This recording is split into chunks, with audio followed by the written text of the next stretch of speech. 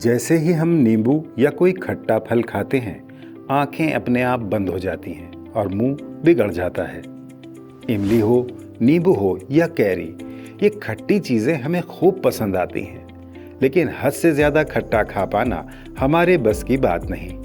इंसान मीठे स्वाद का ज्यादा दीवाना है, खासकर जब बात फलों की हो।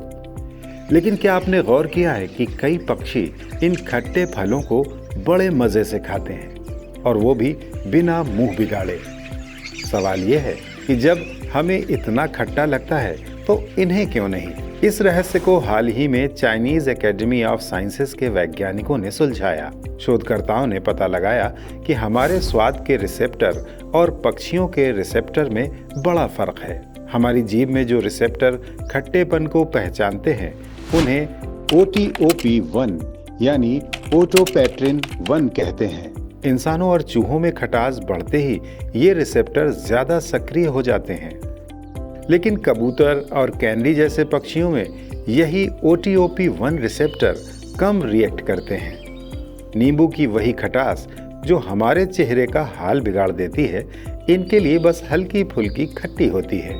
शोध में पता चला कि पक्षियों के OTOP1 रिसेप्टर में G378 नाम का एक खास अमीनो एसिड होता है, जो उन्हें खट्टा सहने में मदद करता है। और ये बदलाव करीब 3 करोड़ साल पहले सॉन्ग बर्ड्स के विकास के समय हुआ था। अब इसका फायदा क्या है? बड़े जानवर और इंसान मीठे फल खाते हैं तो खट्टे फल पक्षियों के लिए बच जाते हैं। आपदा के समय यही खट्टे फल उनकी ऊर्जा का जरिया बन जाते हैं। वैज्ञानिक दृष्टि से देखें तो ये को-एवोल्यूशन यानी सह विकास का हिस्सा है। पक्षी इन फलों को खाते हैं और उड़ते फिरते इनके बीज दूर दूर तक ले जाते हैं, जिससे पौधों का प्रसार होता है। फलों का यही स्वाद पक्षियों के लिए अनुकूल होना विकास स्वाद का हिस्सा है।